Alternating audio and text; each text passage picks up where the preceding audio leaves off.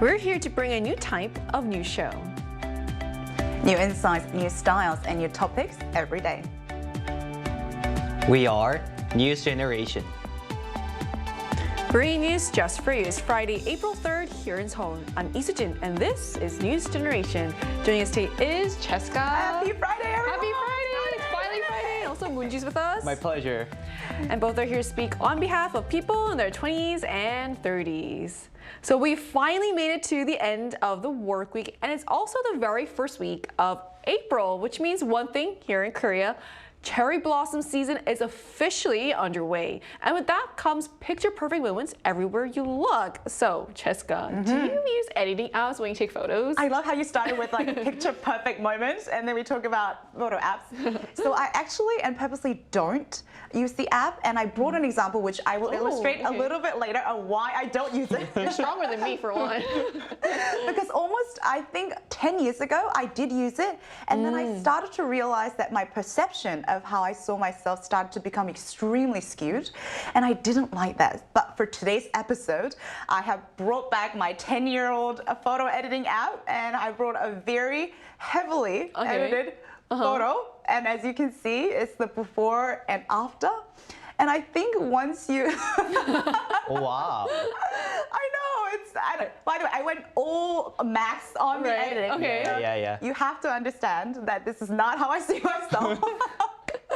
But as you can clearly see, when you see your version of a highly edited, it's kind of hard to see yourself as normal when you look at your original photo. So I try to stay away from the app because I like the way I see. I mean, you look beautiful. I think, you know what? I well- think the not-edited version of you is better, in my opinion. Thank you. Jessica doesn't need any edits. She does not. She does come not. on, I like the guys. energy here today. So what about you, Moonju? Yeah, I know. I rarely take photos of myself. I don't take selfies, nor do I ask any other people to take myself. Because of that, snapping a photo of myself for this episode felt incredibly awkward. Also, I guess you also have a photo Yeah, I ready do for us. have a Okay, I look photo. forward to Can't get as bad as I do. I'll think about it. You'll see. I don't really like taking photos, so I don't have many photos of myself. So here we go. You have photos of myself here. I think on rare occasions, if I do take a photo, it is usually for a special event or for a long overdue SNS update. Here we go. Here's my photo. I think that's the after version. It looks natural, right? Yeah. Natural, but Right. a lot better, right? That's Yes. how I edit my photos normally. 'Cause if it looks too different from who I am, I think that's Like just mine? not me. No, that's just Cheska. That was just Cheska. Yeah. Honestly, you don't look that different either, I have to say. Thank you. You're Thank you. welcome. I mean, that's very relatable. Saving photos for special moments can make you want them to look just right. So it's interesting how editing apps have become almost essential for so many people. And that's why we're going to talk more about this. But first, let's take a look at the screen.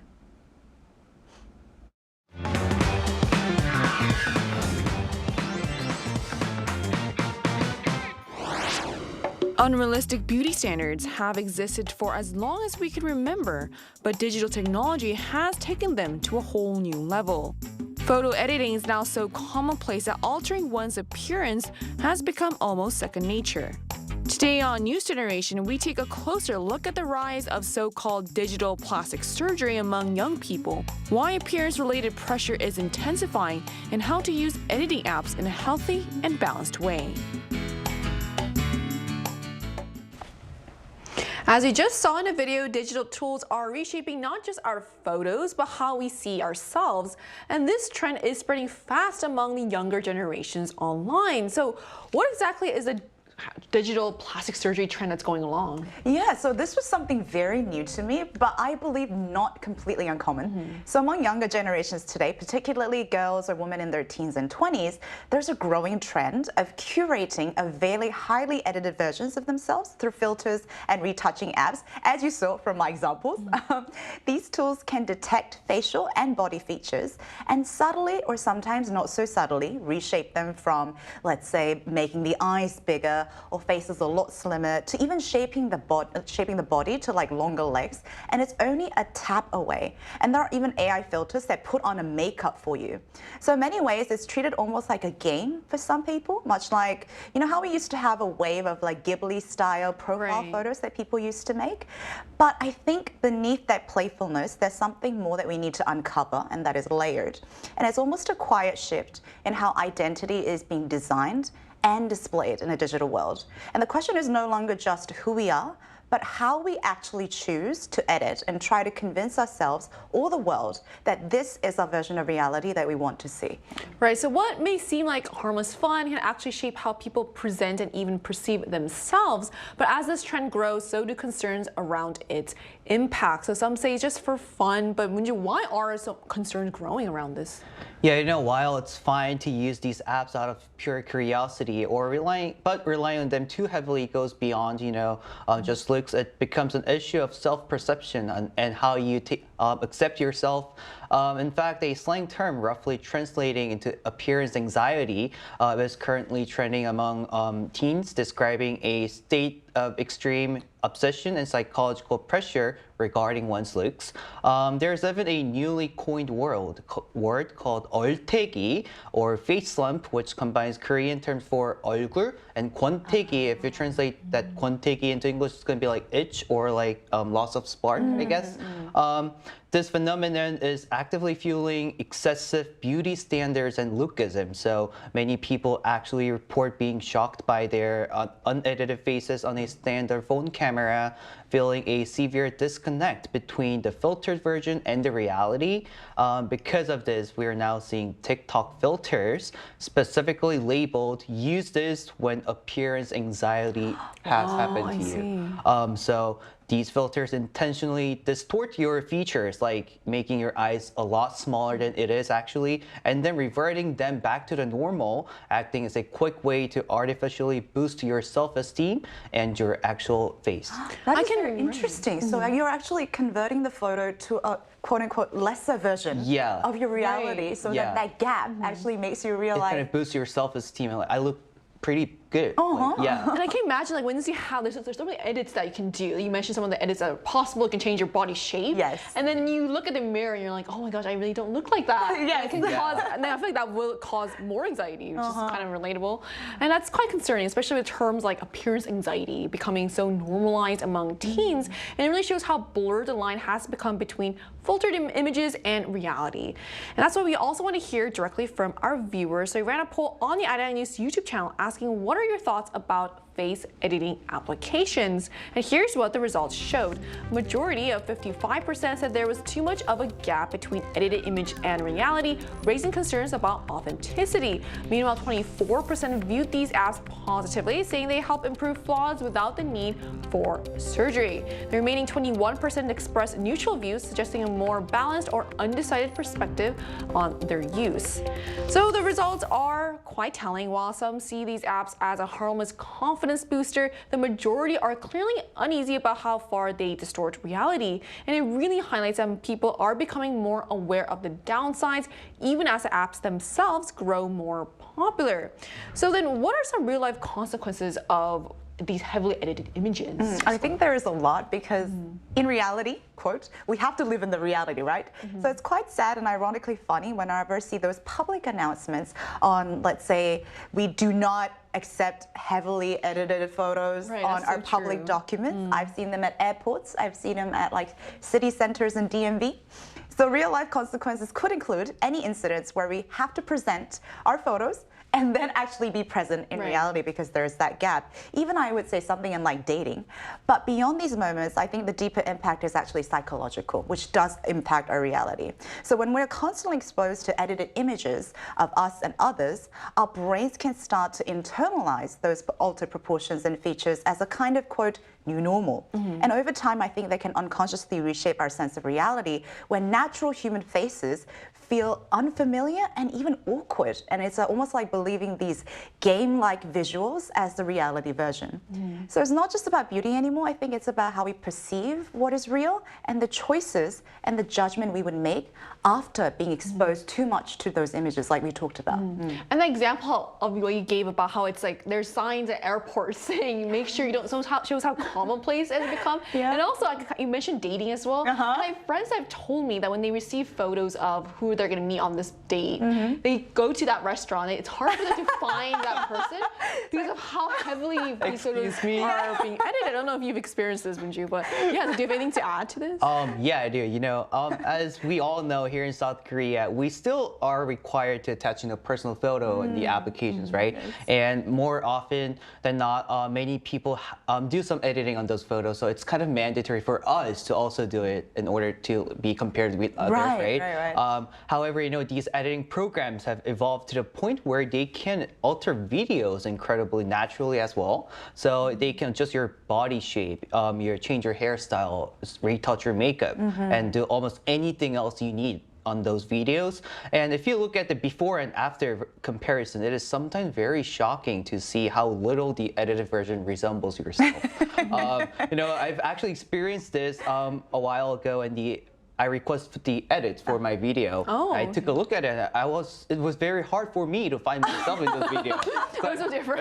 It was very hard. So I couldn't use it as my portfolio. So I just kind of. Even if it was your own No, work. And it was a video, not a photo? It was a video. That's It was like incredible. about a minute-long video, and then I Wow. had my body shaped, kind of edited. I had my face a little more sharp, but my God. eyes were too much edited, so I couldn't use it as my That's portfolio. hilarious. So I was Wow. like, I had to throw that video away. But still, like this kind of things happening these days. So I think it's very interesting, but it's kind of scary, I think, and dangerous Right. also to see this kind of thing happening. Even when you can't even recognize your own yourself. face Yeah, on the exactly. video. That's crazy. So, I mean, this says a lot. Even as a joke, it shows just how normalized edited images have become in everyday life. It's almost like the filtered version is starting to feel more real than reality itself. So to gain a personal and more in-depth perspective, we're going to speak with someone whose job is actually heavily centered around beauty standards. And that conversation is coming up right after the break, so don't go anywhere.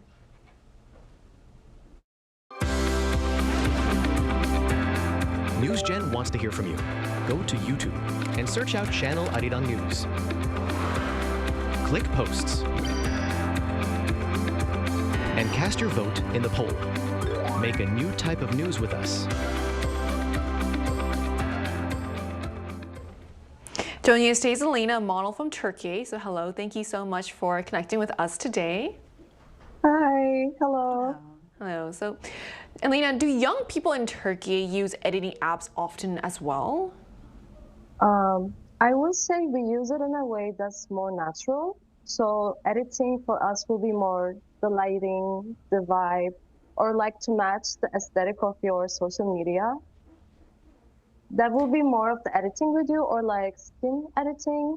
That will be maybe considered more natural other than changing your facial structure or your body structure.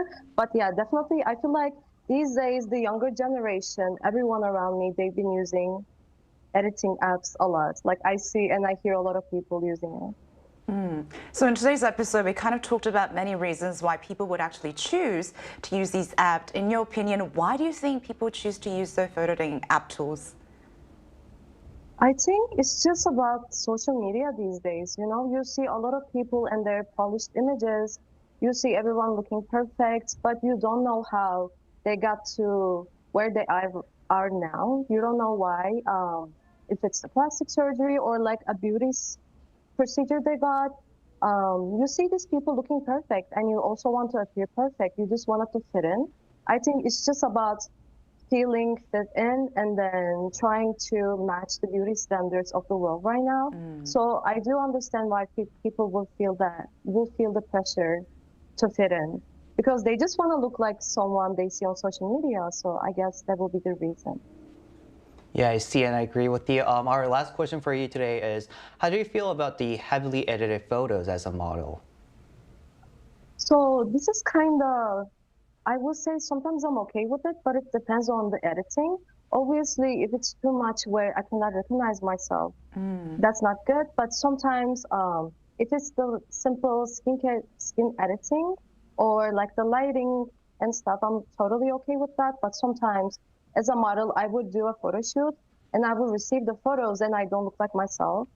And then I cannot use it like on my portfolio, like you said. So that's another problem because sometimes I'm like so excited because I'm like, oh, this photo shoot is gonna turn out perfect. And I see the edited pictures and I'm like, I have a whole different jawline. I'm like, that's not me. So that's when I feel a bit like, oh, I guess this is what they think of like their typical beauty is. I get it, but at the same time, I wish we would embrace a bit of like a more natural look and just like embrace our differences and our the things that makes us us. So I wish there wasn't just like one beauty standard and every type of beauty will be considered beautiful. Yeah, I agree. I think that's why there's such a big discourse around how toxic it can be. Seeing all those edits, it's like, is that what we're all supposed to look like? But obviously everyone looks different. Everyone has their own natural beauty. So, I mean, yeah. So thank you so much for sharing your insights on this. Thank you so much. You guys are all so beautiful. I just wanted Thank to you. add, I saw the editing from your 10 years ago, like you edited yourself, but you look so much better without anything, you guys all. And I hope you guys know that and have an amazing, beautiful day. Thank too. you. Thank you so you. Right much. back at you. So we just heard from a model from Turkey about editing app use, why people use them, and how she feels about heavily edited images as a model.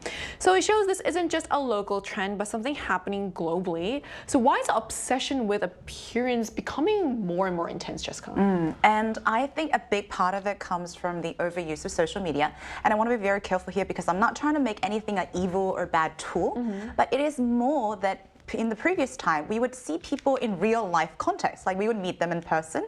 Now it's all digital. And by that, I mean we get to see everyone, like everyone around the world, like people we would never even meet or never even know of. We can just click and then find their profile, right? So naturally, this leads to comparison, me versus everyone in the world that we see on social media. But these images are edited and there are people who we naturally think are much more handsome and beautiful than us, naturally. So we become pressured to catch up to the idealized versions of the beauty, especially from influencers or people whose goal and job is probably to make people want to chase that gap. So without even realizing it, people begin to measure themselves against everything around them. And it almost becomes, as we talked about, this anxiety to catch up to a certain standard of appearance. And in fact, according to the American Academy of Facial Plastic and Reconstructive Surgery, as of 2021, so that's almost 5 years ago, 75% of doctors reported seeing patients who wanted a cosmetic procedure simply just to look better in selfies. And I think that really shows how deeply this shift is shaping the way people see themselves and people want to see themselves. Right, that's so true. It really is a big disconnect in that. So, I mean, constantly seeing our own image on screens can definitely change how we perceive ourselves. And when comparison becomes part of our daily routines, it's easy to feel that pressure build. But it's not just individuals, there are also broader forces at play too. So how does media and also social media platforms fuel a pressure around appearance? Yeah, media's relentless marketing of, beauty, plastic surgery, and even diets, alongside with a broader societal shift where appearance is increasingly treated not just as an aesthetic trait, but as a form of social capital, I guess. Furthermore, the very structure of social media platforms where conventional attractiveness translates directly into likes or even the popularity only just further fuels this lookism, I think. As a real-world example, a famous Chinese beauty influencer recently experienced a technical glitch during her live broadcast and kind of suddenly turned off her beauty filter. no. Her actual unedited face was fully exposed during the live broadcast, and it revealed her natural skin tone and even the wrinkles. Viewers kind of expressed feeling completely deceived, which resulted in a massive immediate loss of 140K followers. Wow, that's a huge That's loss. a huge fault. I mean, I'm kind of very surprised to her have the 140K, more than 140K influencer, followers, but still, it's a huge loss, right? Yeah. Right. So, I mean, this highlights how appearance is no longer just personal, but almost a form of social currency. And when popularity is tied to looks, the pressure can become even more intense. So, in this environment, finding balance seems more important than ever. So, to wrap up our discussion today, how can we healthily use editing apps, Cheska? So when I got this question, I thought it was very tricky because, to be honest, we all, myself very much included, as humans have an innate desire to always perfect what we see as our flaws. And we're very quick to catch our own flaws, right? We know it better than anything. Anyone. We see our faces 24/7. We know it too well. And I think while the editing tool on the surface seems to smooth it out with a magic touch, ironically to me, I think it only highlighted the gap because the reality is what is outside of the screen, living and breathing right now. And the real deal is the before, not the after, right? And while it may be a fun game to begin with, I think our brain registers that gap as actually unhappiness and dissatisfaction, as we talked about. Because psychologically speaking, I don't think unhappiness is a state. It's more of the comparison and the gap we experience between the ideal version that we want and the reality that we see. So in all honesty, maybe the healthy approach isn't really about how we use the app, but staying aware of that gap that we're creating by using the app and maybe staying away from it from time to time, because I think our minds and our eyes need to freshen to real faces and our fingers could use a little bit of break. Very true. I like what you said too about, I think life is really about being happy with the reality you have. That's how you kind of reach happiness, being grateful for what you have. And I think because of that gap, something it's hard to achieve that. Yes. Which is right, like you said, it's important to be very aware of the before and after. Thank you, because if you're happy in the edited version, naturally, in the unedited version, you will always be unhappy. Yeah. And I don't think I want to live It's in not that the way. reality. Yeah. No. Right. So what are your thoughts on this, Minju? Yeah, as Sujin just mentioned earlier, I think the balance is a key here. And as Cheska mentioned, it is very hard to keep it distant from this very attractive photo editing apps. But it's perfectly fine to use these applications for fun or even to minor essential touch-ups. But we should all learn to love ourselves exactly how we look. At the end of the day, the person in the photo of the edited photo is just curated version of yourself, right? Why don't we just try starting to embrace and love our authentic self and kind of embrace every pure natural version of ourselves. Even the flaws. I'll think about it. That's hard. That's hard. A little harder. Yeah. At the end of the day, editing apps can be a fun and useful tool, but it's all about how we use them. So striking a balance between enhancement and authenticity is key in a world filled with filters. And perhaps the most important thing is learning to feel confident in our unedited selves too. And that brings us to the end of today's episode of News Generation. But News Gen will be back on Monday at 10:30 a.m. Korea time with more stories and discussions. A big thanks to Cheska. As just always, my beautiful people. And also Moonju. Thanks for having me today. And to our viewers, thank you so much for watching. And hopefully your next photo looks great, but still authentically you with or without a filter. We are News Generation.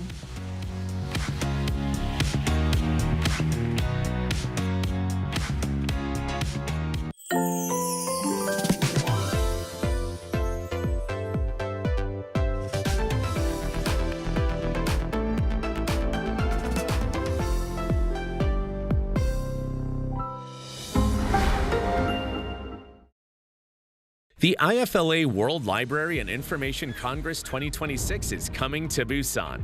The city of Busan has consistently carried out creative experiments to connect cities